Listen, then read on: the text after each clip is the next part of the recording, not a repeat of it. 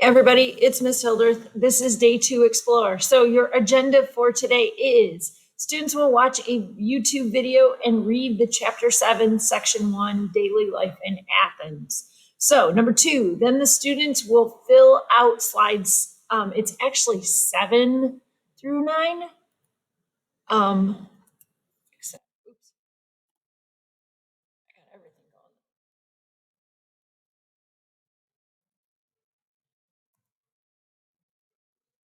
There we go. Okay, got all these buttons going. So it says number 2, then the students will fill out slides 7 through 9. They will identify the central idea of the subsection and give 3 important details. Oh my gosh, put the 7 in the wrong spot. That support the main idea. So you're going to have your video link here. I'm going to put that here after I finish.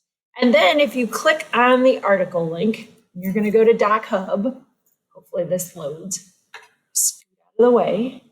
So here's the glory of ancient Greece, section 1, daily life. So I'm going to scroll up. Okay, here's another map of ancient Greece. It's kind of dark, but here's the Aegean Sea. Mediterranean is on the bottom. Here's Crete. Ionian is over here. Guys and ladies, when you did your geography, some of you, some students, when you were working on your map, you put the Aegean Sea over here, like in the land, in Asia Minor. It's actually around Greece. So I just wanted to clarify that. Okay, so we went over our learning targets in day 1, and our definitions are Athens, agora, vendor, slavery. So for these, I'm just going to kind of go through them in the actual terms and kind of go over them right now instead of making you do vocab for those words or making you do the predictions, the guided notes. So we're just gonna, sometimes we'll do all the steps, sometimes we'll just go over them together. So Athens, it's a city-state, which you all should know what a city-state is in ancient Greece, and it was the capital of the modern day Greece. Agora, this is what's important. This is why I picked this section. It's a public market. Oops, sorry, this is driving me crazy. There we go. Okay, public market and meeting place. There we go. I don't know why I'm dark. That's weird. In ancient Greek city, the agora, spelled with a capital A, refers to the agora of Athens. So a vendor is a seller of goods. So if you make and sell something, you would be considered a vendor. And slavery, it's a condition of being owned by and forced to work for someone else. Okay, so those are our key terms. So now we're going to get started. The light from the courtyard was still gray when the young boy awoke. He sat up on his hard bed and felt the morning air on his face. It was time to get up for school.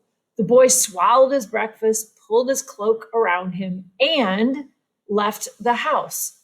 On the way to school, the boy met other students. All were carrying wooden tablets covered with wax. They would write their lessons on tablets. They talked about their lesson, a long passage of history that they had to memorize. The best part of the day came after school. Then the boy spent the afternoon at the training ground. All boys exercised and practiced wrestling and throwing a flat plate called a discus. Sometimes they watched older students training to compete in the Olympic Games held in honor of Zeus. This story shows how a boy might have spent his day in Athens, a city-state in Greece. A look at daily life in ancient Athens will help you understand how many people lived in the early days of Greece. Okay, so we're kind of jumping around, and I've thought about it, and I'm like, we really need to do religion and philosophy and philosophers, and we are going to get to that, I promise. But I just feel like economy, I didn't touch on it a lot last year, and I think it's pretty important. So we're going to kind of zero in on Athens. So public life. Boys growing up in Athens needed only to look around to understand that it was the men who were active in politics, in society and in other aspects of Athenian public life. The boys knew that they could look forward to assuming an important role in Athenian public life as they became adults. Now, think about the modern day. Think about early America. Think about America now. And in your head, as you're reading and listening to this, does it seem similar? Does ancient Greece seem similar to modern America, or is it like way different, right? Okay. Or is it, think of what stage in America? Because history always is similar to the modern day. Okay, so let's go on to the marketplace. On their way to school, boys passed through the Agora of Athens. The Acropolis was the center of Athens' religious life, and the Agora was the center of its public life. The Agora was near the Acropolis, which rose in splendor above it. All Greek cities had agoras, or public markets and meeting places. The Agora in Athens was probably the busiest and the most interesting of them all. And the mild climate of Athens made it possible to carry on business in the open. I don't know why I'm like dark today. It's weird. Okay, so the Agora, so we know what an Acropolis is, right? Because we've already learned about that. So think about what an Acropolis is, where it's located. Now we're going to the Agora. So think about in modern day, as you're always thinking about ancient Greece or an ancient civilization, think about, okay, what would be our Agora, or do we have an Agora in the modern day? We may not. Okay. This is where we see how it's different or how it's similar. Okay. The businessmen. In the morning, many Athenian men made their way to the Agora. In the Agora, the men talked politics, philosophy, or events in the community. As they talked, they heard the cries of vendors or sellers of goods. Buyers and vendors commonly haggled or bargained for the best prices. The streets were lined with shops. Farmers and artisans also sold their wares from stands set up under shady trees. Just about any food an Athenian would want could be found in the Agora. Other goods were for sale: sheep's wool, pottery, hardware, cloth, and books. Now, okay, so an Agora, it has many different like shops in a way, but not like our typical stores, right? Not a typical, as I call it, a brick and mortar or a building. Okay, it was outside, it was set up. Another thing is when you go into a store, most of the time, can you haggle or can you bargain to get a different price? No, so there's a difference, right? When we go to Home Goods or Meijer or Walmart and we want to buy something, whether it's a book, a shirt, food, we can't haggle or we can't go to a person at the store and say, hey, I want to buy this, but I don't like the price. Can you lower it? The price is what it is. So there's a big difference between ancient Greece and modern day America. Public buildings, temples and government buildings line the Agora. The buildings were often beautiful structures for Athenians, greatly admired beauty in architecture. The Greek classical style of architecture, or style, developed during the Golden Age, continues to influence how buildings are built in our time. Many government buildings in Europe and the United States were patterned after Greek architecture. And yes, we are going to talk about Greek architecture. At home in Athens. So that was what public life was like. The Agora was a very important part of their public life. Now we're going to talk a little bit about the private life or what people did at home. The splendor of public buildings in Athens contrasted with the simplicity of people's houses, even in the Golden Age. Private life. Throughout Greece, private homes were plain, made of mud bricks. Greek houses consisted of rooms set around an open courtyard that was hidden from the street. The courtyard was the center of the household. Other rooms might include a kitchen, storerooms, dining room, and a bedroom, and bedrooms.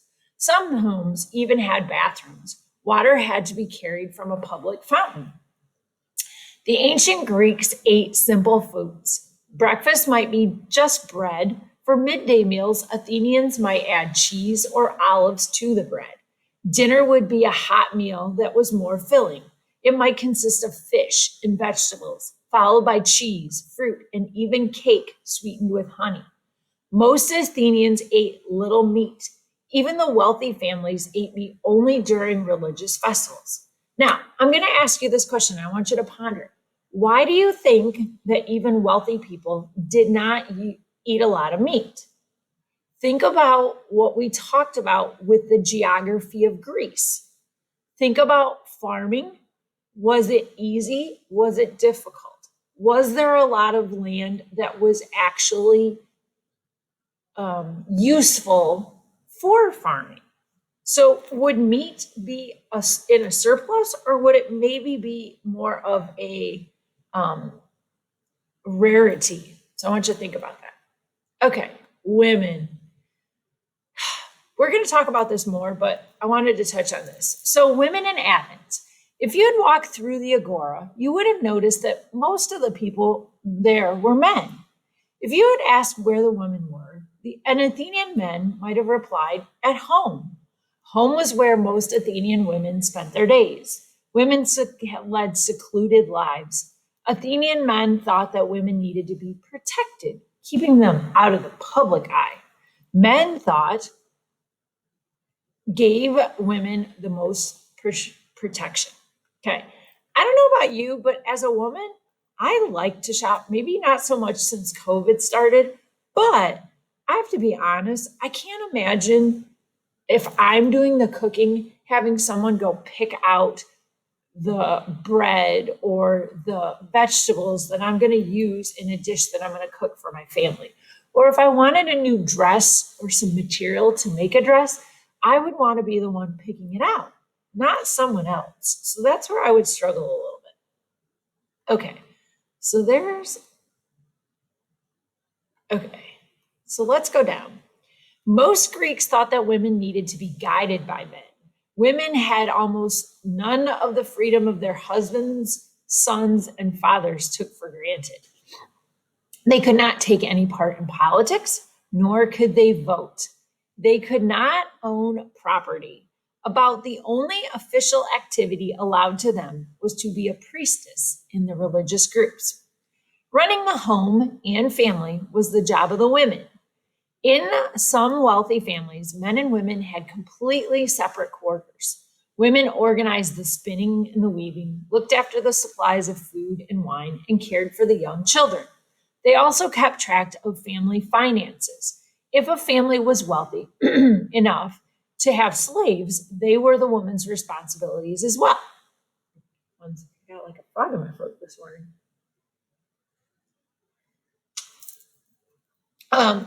She directed them. There we go. She directed them, trained them, and cared for them when they were sick. If a woman lived in a poor household, she often worked outside the home. Women who had little money found jobs making pottery, tending sheep, or manufacturing cloth from wool. So there's another part of the example of the economy, right? So economy has to do with jobs. And so women were part of the economy in some cases, not all cases. Although women thought throughout Greece, did important work, they were expected to be almost invisible. As Pericles once said, the greatest glory belonged to the woman who is the least talked about by men. Either they praise her or find fault with her. So, all right. So that's a woman's role, and that's a woman's role in the economy. So when you think about it, the men played the most important role, right? They were the vendors. They went to the agora. They sold whatever goods that they had. Women could probably make things that their husbands could sell, or they could go and work for someone if they were poor. If they were wealthy, they basically ran the household, and the men took care of providing for them. And think about early America, and think about probably when your grandparents, I know even in my parents, in our household, for the longest time, my dad went to work, my mom stayed home and took care of all of us. So it was very traditional roles. And we see where that comes from. The last section, slavery. Slaves did a great deal of work throughout the city-states of Greece. It was the labor of slaves that gave Athenian men the leisure time to go to the agora, participate in government, and develop a love of the arts. So if you can see, slavery, the women's role, men's role, it all played a part in the economy of Greece. Slavery, the condition of being owned by someone else, was common in Athens. Historians estimate that as many as 100,000 slaves may have lived in Athens. This would mean that almost 1/3 of the city's population were slaves.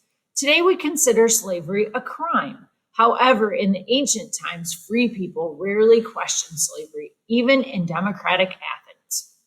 Who were slaves? Many free people became enslaved when they were captured by armies during the war or by pirates while traveling on ships. Children born into slave families automatically became slaves.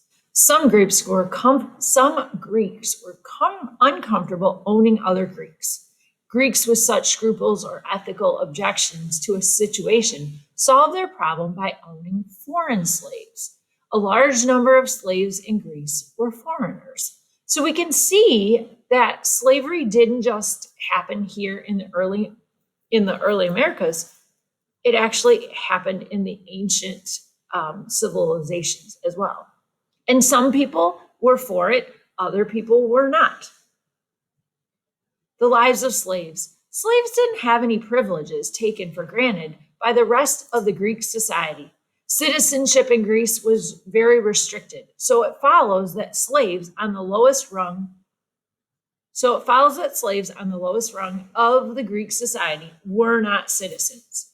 They had no political rights or personal freedom, and they received no formal education.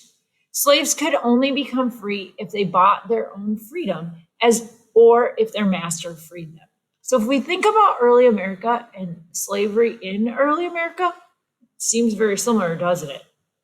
Remember that without the labor of the slaves, Greek citizens, that is, Greek men, would not have had the leisure to participate in government and the arts. Slaves did many kinds of work. Some provided labor on the farms. Others dug silver and other metals in the mines. Still others assisted artisans by making pottery and other decorative items. Some slaves helped construct buildings. Others helped forge weapons and armor. Most Greek households could not have operated without slaves. They cooked and served food, tended children, cleaned, and wove cloth. Okay, so that was our section. It was mostly focusing on Athens, but a lot of the city-states would be very similar. It's just that Athens became the capital of modern day Greece. And there was, I would say, more wealth there. And so we learned more about Athens. So I'm going to go down, and on your page, it's going to be in your packet, there's actually, I'm going to scoop myself up. But this is an agora. And this is another reason why I wanted to show you this section. So it says, in the center of town stands the town hall, a grocery store, a church, a library, and a firehouse.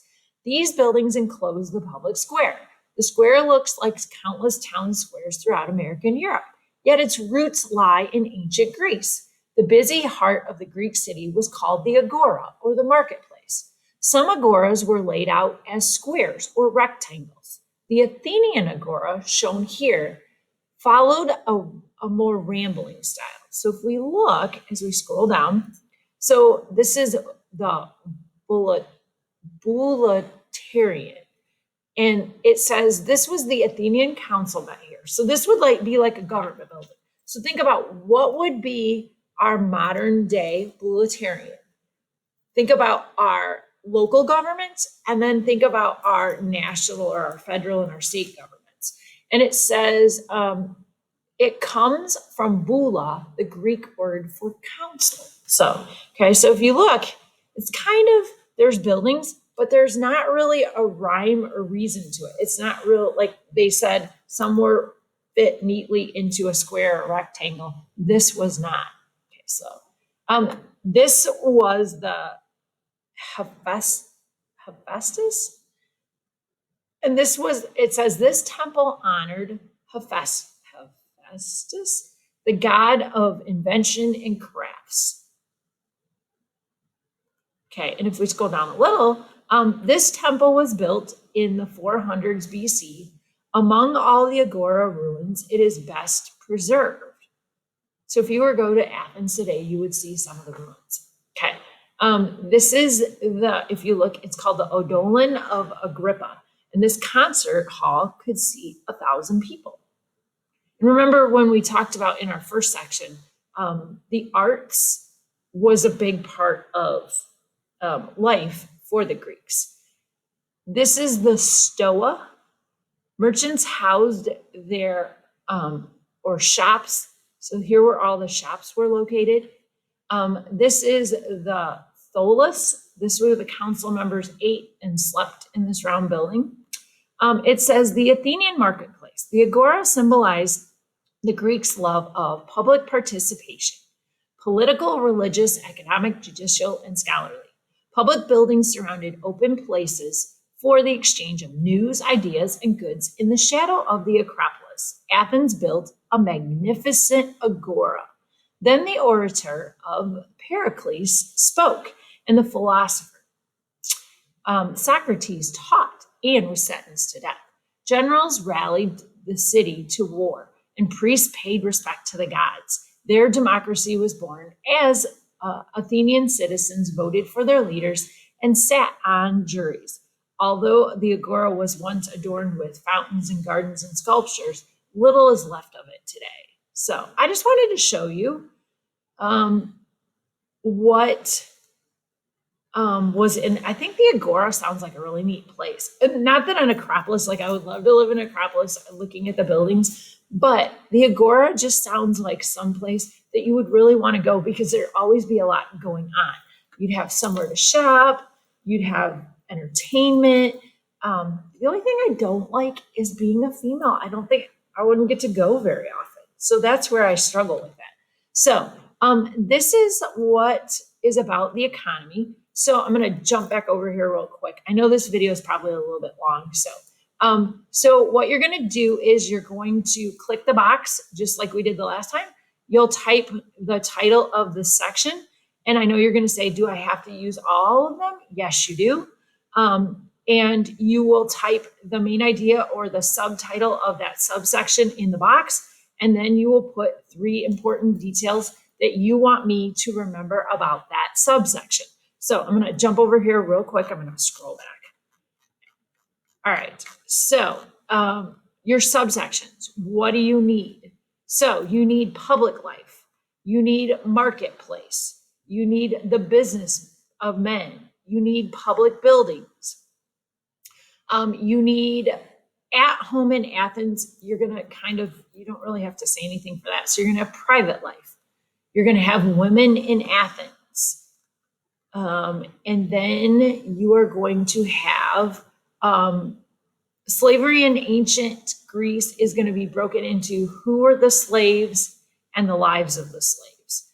And then if you have room, you could mention something about the Agora, but you really don't because it's mentioned in that first section. So if you have any questions, please feel free to ask. If you're at home and you're watching this, please email me. And if not, have a wonderful day. Once you finish this video, if you would like some shields, please tell me what your favorite month of the year is. And I have to be honest.